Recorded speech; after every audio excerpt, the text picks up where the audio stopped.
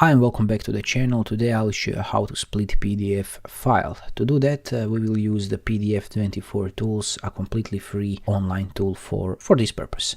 So you have a link in the description, or you can go yourself to the pdf24.org, and over here you need to choose file to split. Click and choose your PDF. For example, I'll choose my resource and click open. Over here you can choose the mode how to split your PDF pages. Over here we will choose number of pages to be 2 and click split. After that we will download it to our desktop, and you can see over here compressed zipped folder. You will need to have 7-zip or WinRAR on your computer to open these files, but don't worry, they come usually with the Windows. So click save, and we can see, if I open it up, you can see that we have our PDF splitted into pages 1 to 2 and page 3 to 3. If you have multiple pages, you can split them even more.